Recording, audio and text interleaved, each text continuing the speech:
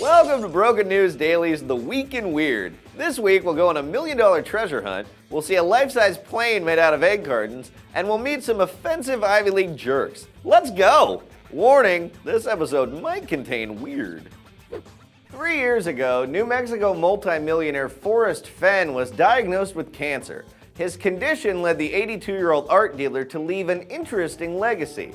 Realizing that he can't take his riches with him when he passes, he hid a treasure worth over $1 million somewhere in the mountains near Santa Fe. Which is certainly a lot nicer than what another man from New Mexico did when he got a cancer diagnosis. This is not meth.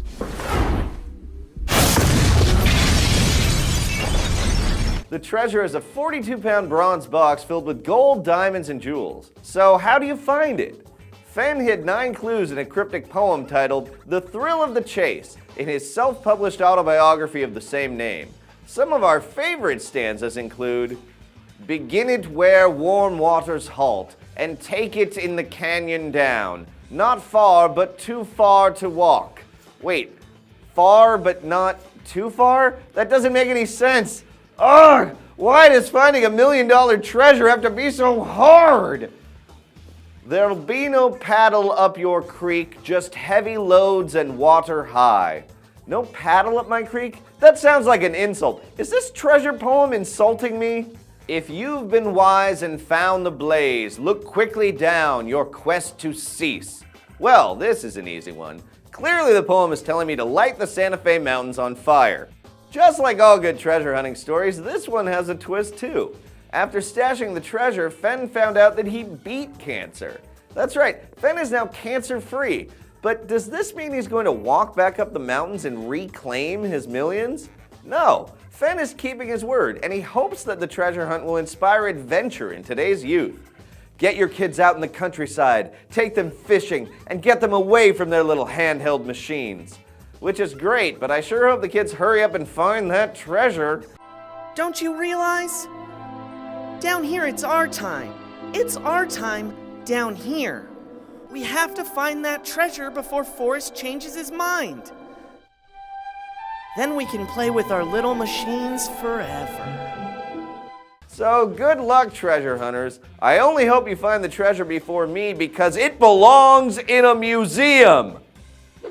2 people in Great Britain have just completed a life-size model of the iconic World War II-era Spitfire fighter plane out of egg cartons. The model is 36 feet long and required 6,500 egg cartons, 10,000 staples, 5,000 nails, 2.5 gallons of paint, and 450 glue sticks. 450 glue sticks? That's nothing. I once used at least 500 gluing macaroni to a paper plate in kindergarten. Glue sticks are terrible. The model was built by sculptor Charlotte Austin and architect Jack Monroe and was quite challenging to build. According to Monroe, the iconic plane's complex geometry and double-curved surface made it difficult to copy. To replicate this, we have used a combination of traditional timber construction techniques and advanced digital processes such as laser cutting and CNC routing. The CNC routing factory was my favorite 90s one-hit wonder. The original Spitfire was built for speed to defend against enemy bombers and was the backbone of the Royal Air Force up until the 50s. And it's most famous for its role in the Battle of Britain and that one episode of Doctor Who with Winston Churchill and those angry robots. Isn't that pretty much every episode of Doctor Who? The model Spitfire was built for March 4th, an event for the Help for Heroes Armed Forces charity. The model is currently on display at the Imperial War Museum Duxford in Cambridgeshire, which sounds like a place someone would invent if they were going to make fun of England, but I swear it's real. The model is very cool and built for a great cause, too. Plus, it's like Winston Churchill said in his most famous speech, "We will fight at breakfast. We will fight them with our eggs. We shall fight with our oatmeal. We shall fight with our glue sticks." A fraternity scavenger hunt left in a printer is causing a stir at Columbia University. The scavenger hunt, believed to be written by the campus's Pi Kappa Alpha frat, contains offensive, sexual, scatological, sexist, and just plain annoying items. Wait, a fraternity acting like jerks? Never.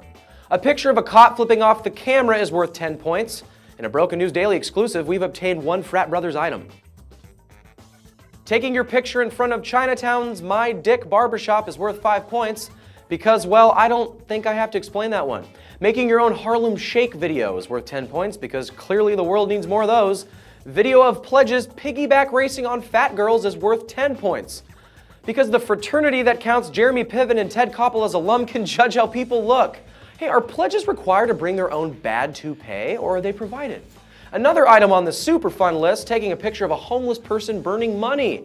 Because nothing is cooler than people whose parents are paying thousands of dollars in fraternity dues so they can have friends, making fun of how poor someone is. The list goes on to heavily objectify women, encourage theft, and to make people go to the bathroom in weird places. Hey, we here at Broken News are all for having fun in college. But come on, Pi Kappa Alpha, get it together, fraternity. That's it for this week. I'll see you weirdos around.